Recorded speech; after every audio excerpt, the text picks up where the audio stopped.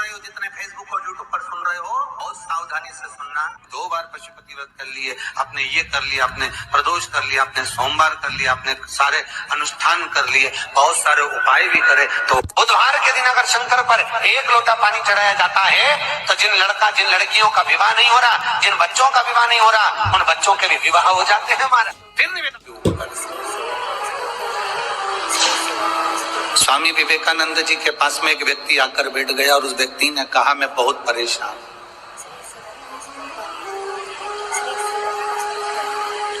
मैं बहुत परेशान हूं, मेरे को बहुत कष्ट है, बहुत तकलीफ में मेरी जिंदगी चल रही है।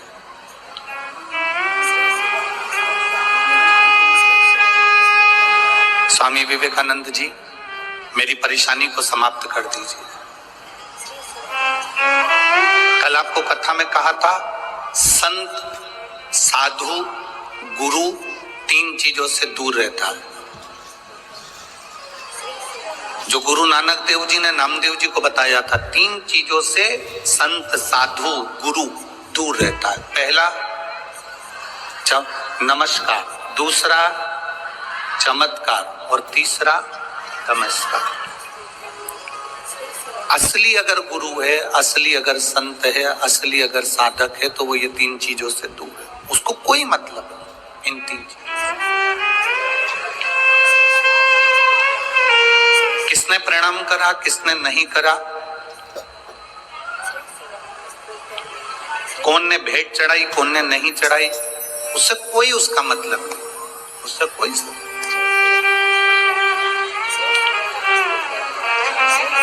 मेरी भटिंडा की जीजियों और मेरे जीजाओं,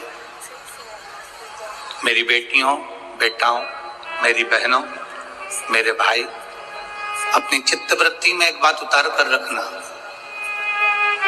जब तक आप शिव की शरण में नहीं गए तब तक दुख तुम्हारा है, और जिस दिन तुमने 1 लोटा जल महादेव को चढ़ाना प्रारंभ कर दिया तो तुम्हारा दुख महादेव का है। फिर तुम्हारा दुख तुम्हारा नहीं है, तुम्हारी तकलीफ तुम्हारी नहीं है, तुम्हारा कष्ट तुम्हारा नहीं है, फिर वो दुख महादेव का है।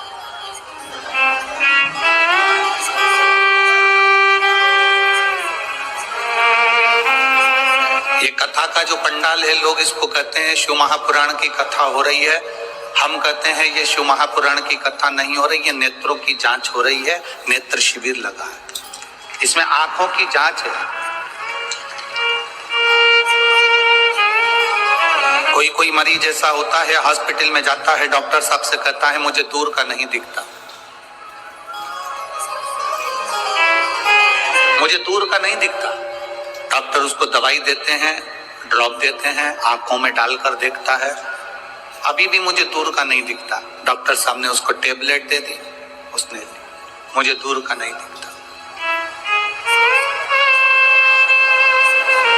अब डॉक्टर ने कहा यदि तुम्हें दूर का नहीं दिख रहा तो मैं एक चश्मा बना देता हूं, चश्मे से दिखेगा, चश्मे से उसको दूर का दिखने लगा। फिर कोई डॉक्टर के पास गया, डॉक्टर साहब मुझे पास का नहीं दिखता।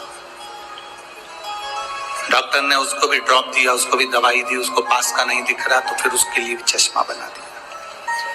आप में से कोई मरीज ऐसा बैठा होगा जो डॉक्टर के पास जाकर कहेगा ना दूर का दिखता ना पास का दिखता, तो डॉक्टर ने एक ही चश्मे में 2 गिलास लगा दिए। ऊपर आधा गिलास ऊपर है तो दूर का दिखता है, आधा गिलास नीचे तो पास का दिखता है। बोलो सही है कि गलत है? एक ही चश्मे में 2 गिलास, 2 कांच, आधे में दूर का दिखता है, आधे में पास। बहुत सारे मरीज डॉक्टर के पास पहुंचे और कहते हैं दूर का नहीं दिखता, पास का नहीं दिखता, पर आज तक ऐसा मरीज डॉक्टर के पास नहीं गया जिसने जाकर कहा हो कि मुझे इन नेत्रों से मेरा महादेव नहीं दिखता। उसका कोई चश्मा है, उसकी कोई दवाई है कि मेरा परमात्मा मुझे दिख जाए? तो डॉक्टर भी कह देगा इसकी कोई दवाई नहीं है, इसकी दवाई केवल एक शिव महापुराण की कथा है, उसमें जाकर बैठोगे तो चश्मा लगाने की जरूरत नहीं पड़ेगी, वो आंखों में लेंस लगा देता है। तो चश्मा लगाने की जरूरत नहीं पड़ेगी, वो आंखों में लेंस लगा देता है, उस लेंस से परमात्मा नजर आने लगता है कि शिव कैसा है। कृष्ण कैसा है, गुरु नानक देव जी की भक्ति कैसी, भजन कैसा है, संत नामदेव जी की भक्ति कैसी, कीर्तन कैसा है।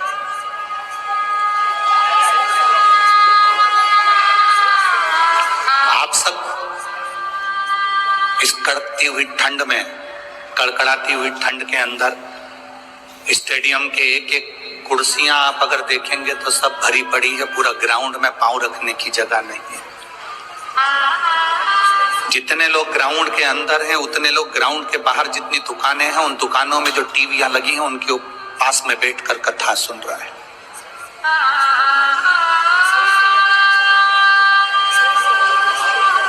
कई लोग पार्किंग से यहां तक नहीं पहुंच पाए तो पार्किंग में गाड़ी को खड़ी कर कर उसमें मोबाइल लगाकर बुजुर्ग माताएं, अन्य माताएं उसमें बैठकर टीवी उस मोबाइल पर कथा सुन रही हैं। शायद भटिंडा के इतिहास में ऐसा भक्ति शायद भटिंडा वालों ने कभी नहीं देखी होगी जो भक्ति का दर्शन यहाँ हो।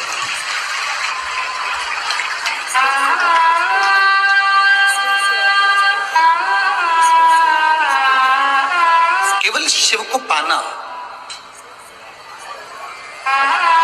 स्वामी विवेकानंद जी से एक व्यक्ति ने जाकर कहा कि मैं बड़ा दुखी हूं, मैं बड़ा कष्ट में हूं, मैं बड़ा तकलीफ में हूं, मुझे बड़ी तकलीफ है, बहुत तकलीफ। तकलीफ किसको नहीं है, दुख किसको नहीं है, कष्ट किसको नहीं है।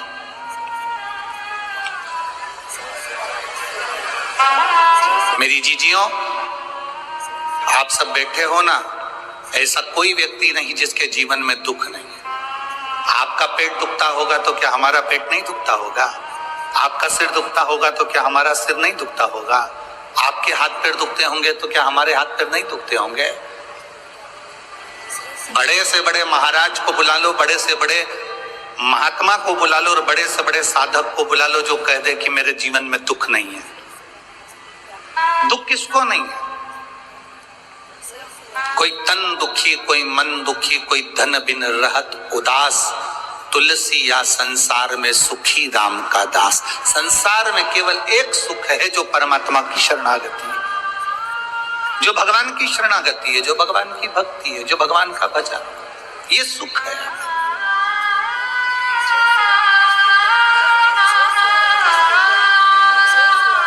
स्वामी विवेकानंद जी से कहा मैं बड़ा दुखी हूं, बहुत बड़ा परेशान हूं, मेरे परेशानी को समाप्त कर दो,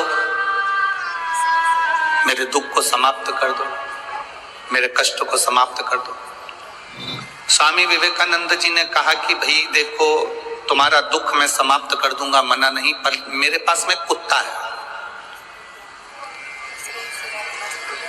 मेरे पास में कुत्ता है, डॉग है, इस कुत्ते को ले जाओ, थोड़ा घुमा के वापस ले।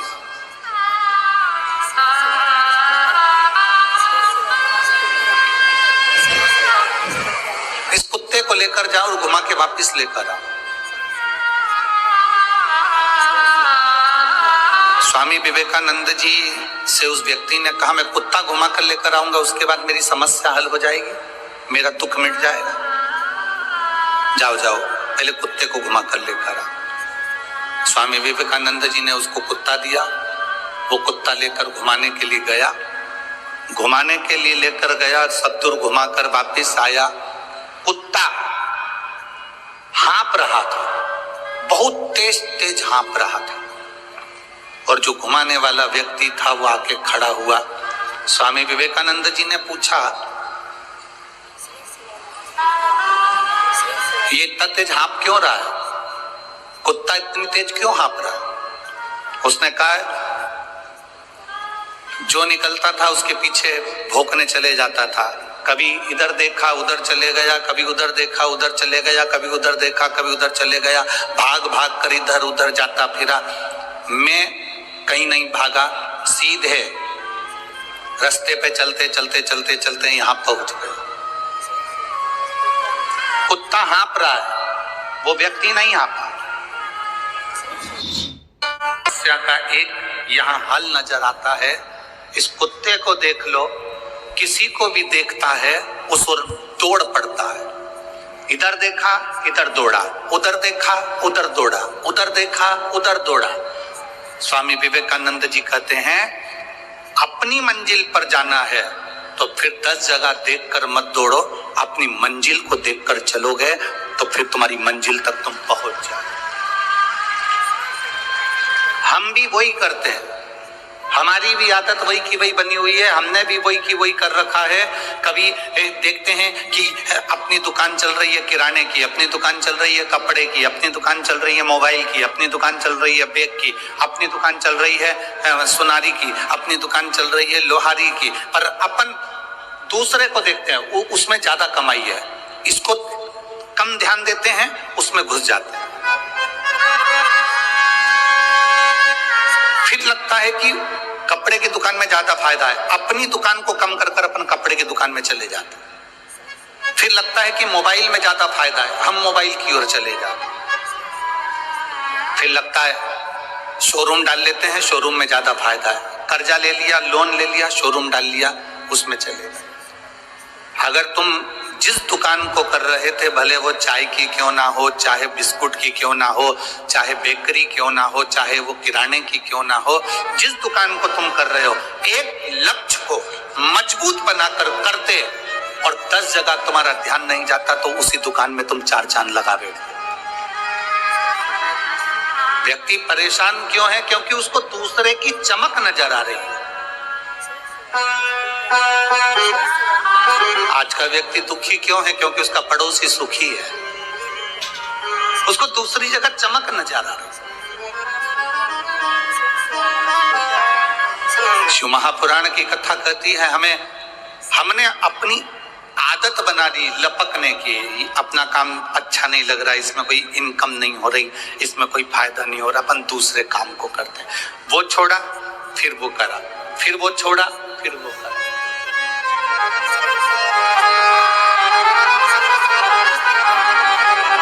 आप यदि अपने काम के प्रति प्रेम करते, अपने कार्य के प्रति तुम्हें प्यार होता, अपने काम के प्रति तुम्हारी लगन होती और प्रेम होता, तो तुम उसमें बहुत आगे बढ़ जाते। भगवान को पुकारने के लिए ऐसे करना चाहिए, ऐसे करोगे बस के आगे तो बस रुक जाएगी। भगवान को हर हर करके बुलाओगे तो भगवान के भी केरा भी मत आना, थोड़ा बाद में आना, तो भगवान भी रुक जाएगा। ऐसे पुकारिए हर हर और अजरा आवाज निकालिए महादेव, हर हर महादेव। पीछे लगा देव, देव मतलब घर में पोता पोती देव, गाड़ी देव, बंगला देव, हर हर ऐसा शिव नाम। अच्छा दम के बोलना चाहिए, जब भी बोलो दम भाव भक्ति। दीन बंधु दयालु दया कीजिए, जो जम के हर हर महादेव दोनों हाथ उठा के नहीं बोले उसे उठा लीजिए।